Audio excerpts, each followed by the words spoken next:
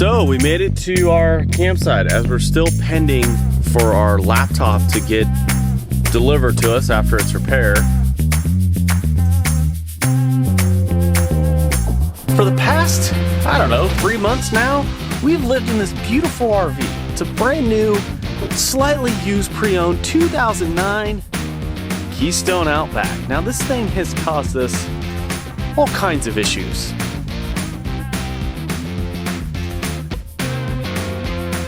A few minutes of being incredibly frustrated. I think I solved the problem. All the blocks to the front.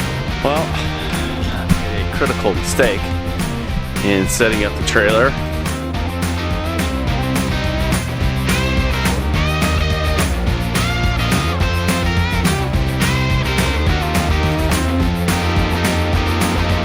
So we made it to our campsite as we're still pending for our laptop to get delivered to us after its repair.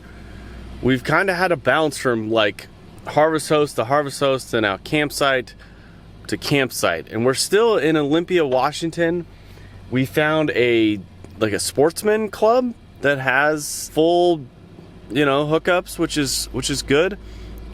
For pretty inexpensive. Plus, it's a nice day, it's a nice field, and we're gonna be able to get Starlink out without any obstructions. We've realized that Washington has just these giant obstructions to these beautiful trees. It just, makes it challenging uploading videos. So today we're gonna do some trailer work. We're going to upload some videos, and we're gonna go camping. Diesel, you excited? I know you see that dog. I think he's pretty excited, so let's get all set up.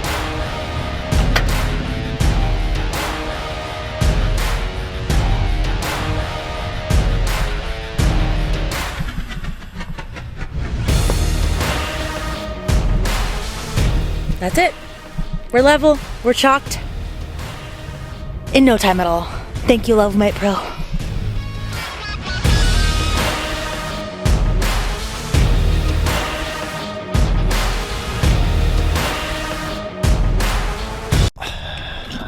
Critical mistake in setting up the trailer. The last spot we were at, I felt like the bar tongue area was just too high, and sure enough, what I did was I added a bunch of blocks. But now in order to get level, I have to go down so low that this part's too tall. So instead of hooking it back up to the truck, we're just gonna put some wood blocks underneath the hitch, lower it down, and then remove some of the blocks. So, mistake 1,372 on my part. Lesson learned.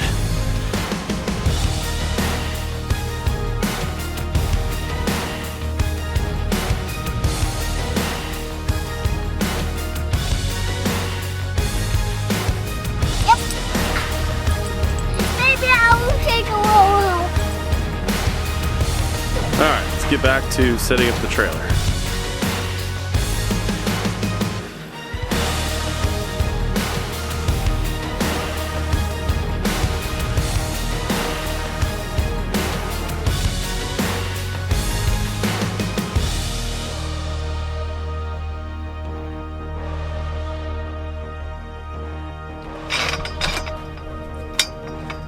So you might be wondering how our slide's doing. Well, we've driven it all the way across the United States and all the way to Seattle, Washington. And surprisingly enough, we haven't had any issues, knock on wood. I think the biggest help is these actual tall slide stables. I don't think if we didn't have these, I think we would have way more issues. The only thing that I would suggest anyone with a slide is buying something that supports them, especially in this style of a slide. To be honest with you, don't buy a slide at all if you don't have to, because it's a giant pain in the It's just a pain. All of it's a pain. If we didn't have a slide, we'd be set. We'd already be done. Instead, we're gonna fiddle around with these darn things, but does make a nice living space. So one of the repairs that we kind of had to put on hold was our city water connect. It was, well, this valve right here that connects to the city water was leaking, and it was leaking profusely. So I removed this, and I thought I could just replace this little doohickey, and I was wrong. You have to replace this entire panel. So we went on Amazon, bought the part for like 20 bucks, and then just a matter of, you know, figuring out shipping and stuff, we finally got it in, we finally picked it up, and we're gonna be able to replace it today, which is good, because it's a huge pain in the ass. Like, when we normally have to, like need water, we have to like grab the hose and then put it in the thing, fill the tank up, and sometimes we have too much water, sometimes we don't have enough water enough. And when you're trying to take a shower and you run out of water, it's kind of frustrating. So we're gonna get that replaced so that we can have water, you know, especially when we're fully hooked up at a campsite. We'll be able to not have to constantly be filling this tank, which is frustrating.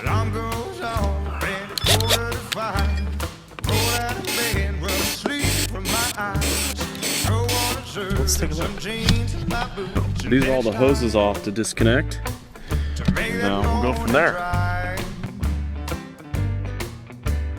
Work all day till I'm totally beat.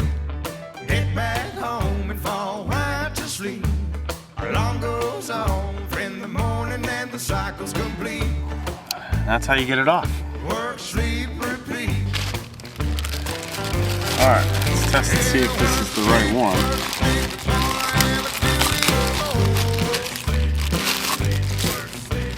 Somewhere up the line, I forgot what I was working for. All right, so we're all ready to cut it all cleaned off for the most part. Now we're going to hook everything up, which is hopefully it fits. So sorry if you hear any gunshots. We're at a sportsman club where they have like a gun range, so that's where that's coming from. It's not like we're not we're not out in the middle of the dangerous area or anything. It's controlled and regulated, I guess.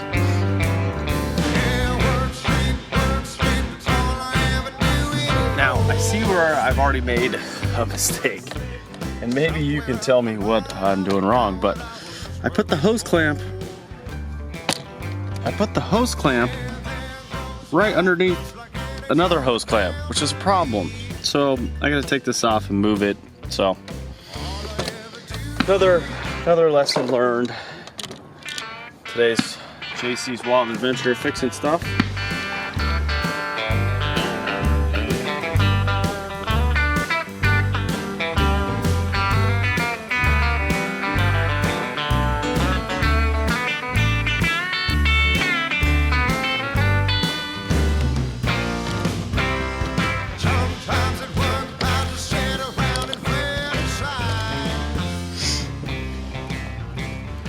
So it's got a small drip coming from right back here. I don't know if you can see that, but to tighten it up a little more, dry it off.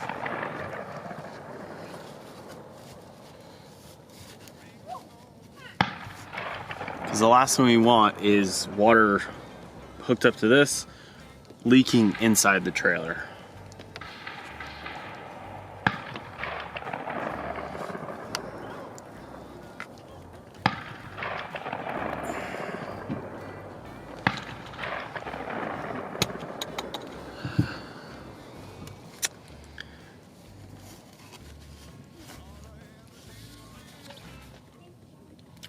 And it's got a good consistent leak to it, which is not good. So I'm gonna try and peel off the plumber's tape, see if we can't resolve the the leak. A few minutes of being incredibly frustrated. I think I solved the problem. When I initially took this off, there's a gasket that sits in the actual pipe, and it had come off and was sitting on top of this. So I just assumed that it was part of this and not part of the new one. Well, I think when I hooked it everything up and everything was leaking, I think it was missing that gasket, and I think that's what's been causing me all the problems. Now I just hope that when I took it all off, that I didn't damage anything getting it off, because it wasn't very easy to get off. So we're gonna hook up the hose and we're gonna try and get the city water to connect. And as we're running out of daylight, this needs to happen sooner than later.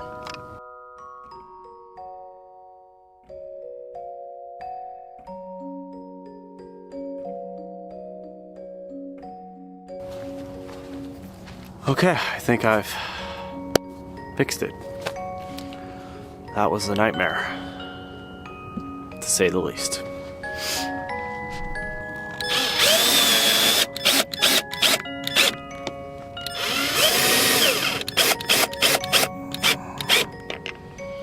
So we've hooked up the city water and we're bolting it back on. I think I've got it repaired, replaced, and we've tested the system for several minutes, and it's not leaking anymore, which is a bonus. My water filter seems to dribble at times, but other than that, I think we're good to go. We just got to caulk, and hopefully the caulk sets, because it's going to be a little chillier, but we're going to do it anyways because there's a 35% chance of rain tonight, which is not great for the trailer, but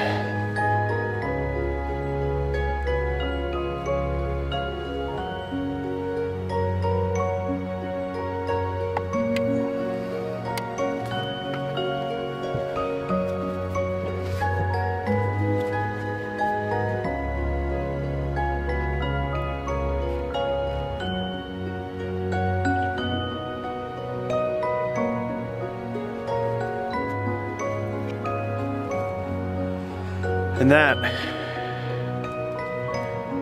is how to install a City Water Connect the correct and incorrect way all on the same day. So, for the past, I don't know, 3 months now, we've lived in this beautiful RV. It's a brand new, slightly used pre-owned 2009 Keystone Outback. Now this thing has caused us all kinds of issues, but in retrospect, it was mostly growing pains. So we're gonna give you a full tour before the sun sets on this beautiful afternoon in Olympia, Washington. Let's go.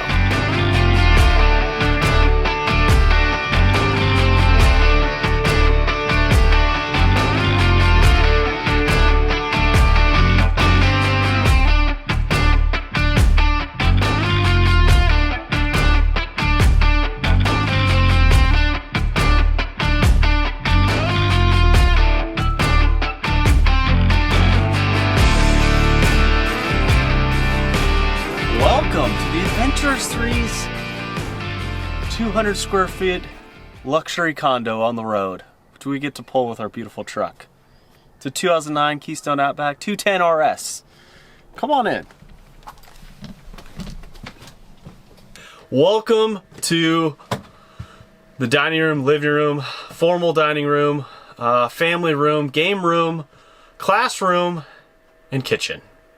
This is where all the magic happens. We've got a beautiful dual, electric and gas refrigerator and freezer.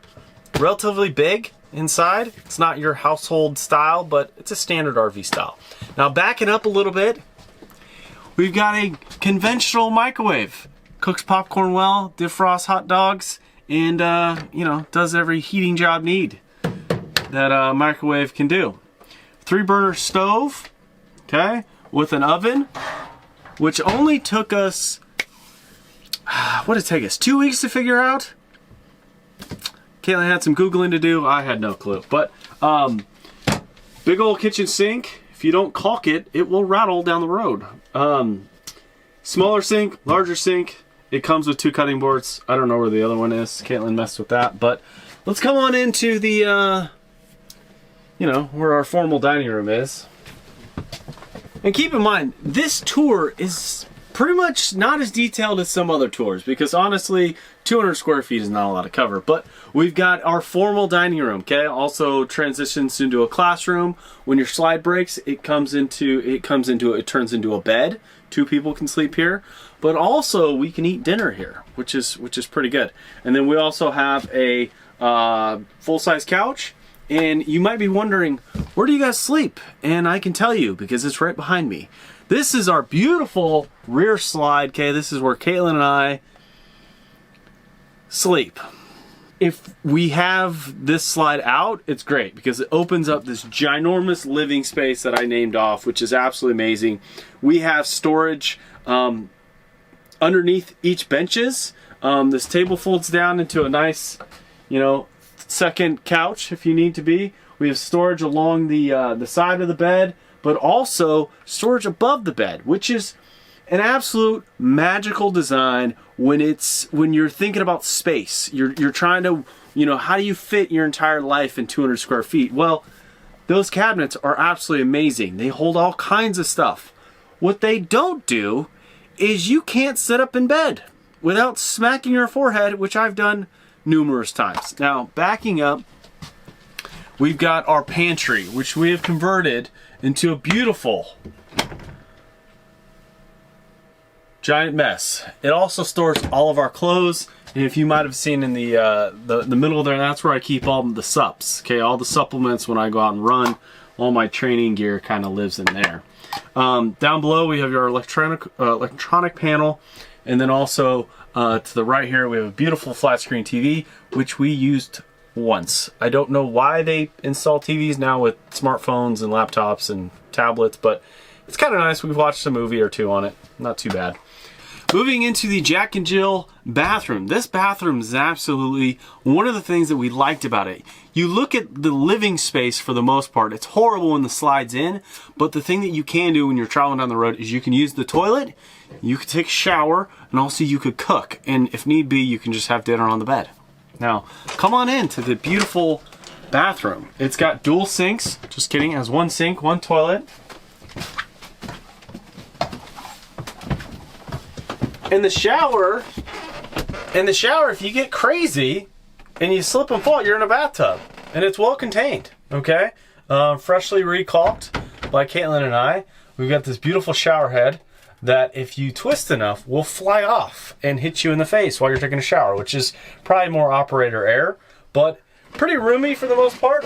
I'm not the tallest guy in the world, but I'm guessing someone, you know, 6'8" could use, because I'm 6'2" in my dreams. But anyways, rather just, you know, regular sink.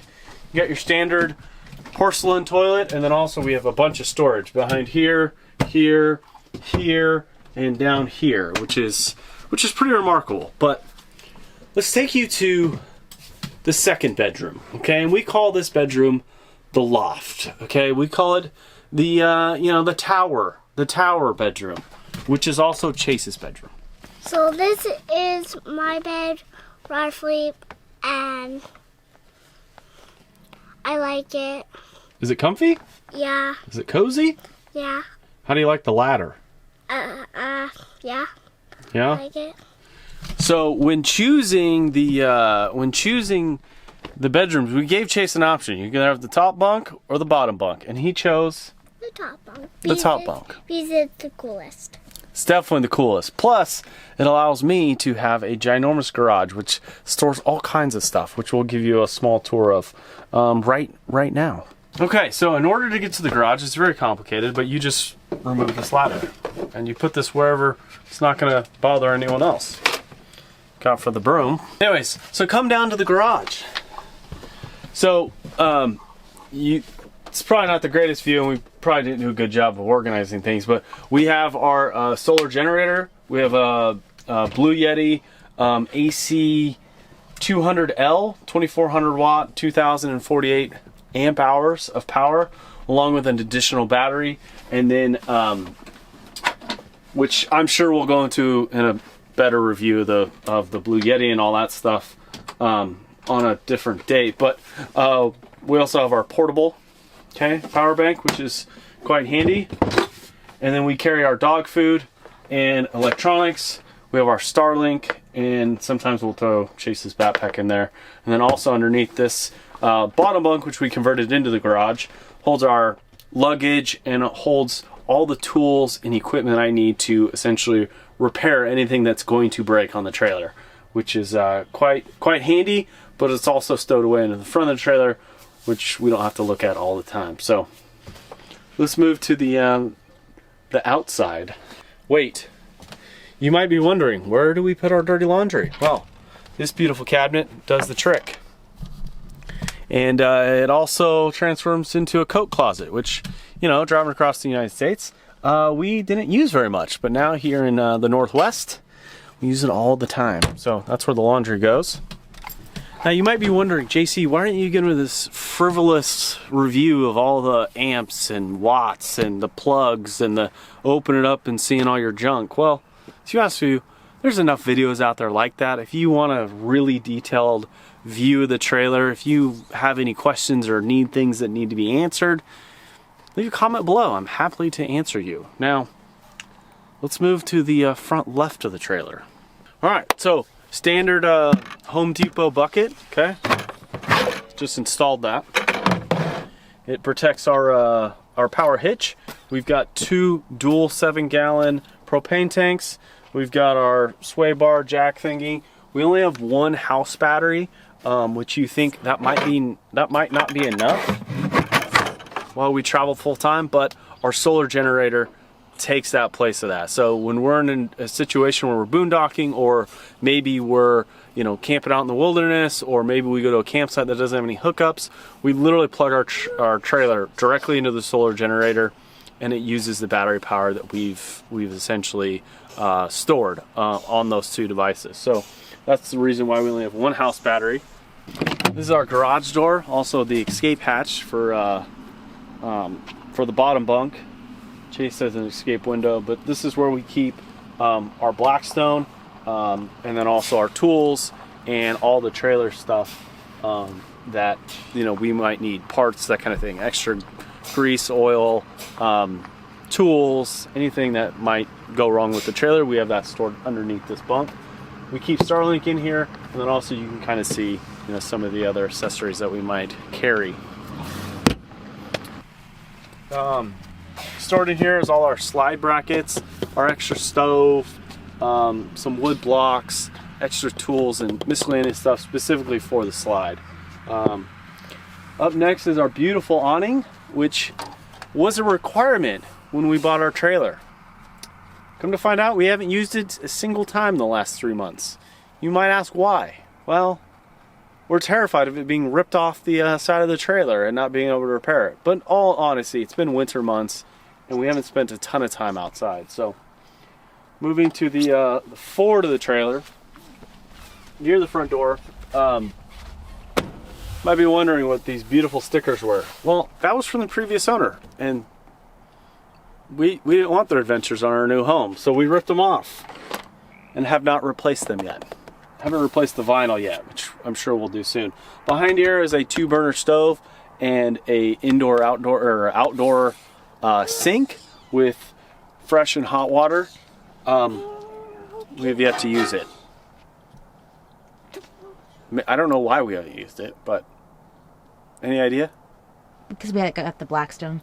Oh yeah, we got the Blackstone. Blackstone's way easier than cooking outside, which, you know, we cook inside, so it doesn't really matter. I don't know what. Oh, and we have another compartment.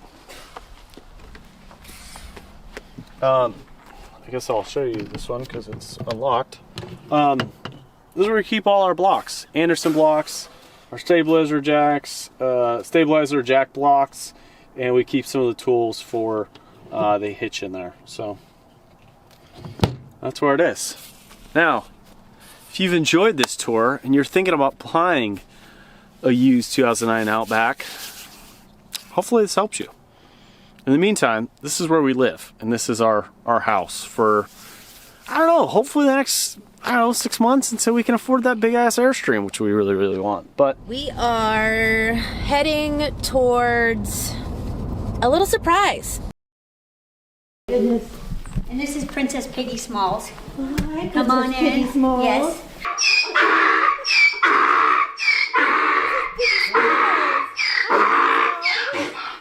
All right, thank you, Red. You want to see something really cool? Come over here, hold this treat, and then tell her to dance. Say you need to dance. Piggy Small, do your dance. There she goes. She does her dance for you, see? And this is Denny. So these are the third smallest deer in the world. Oh my goodness. So boys have horns, and you see his fangs? yeah. Very manly. Wow. Very manly. Messed up, you are. Got me singing like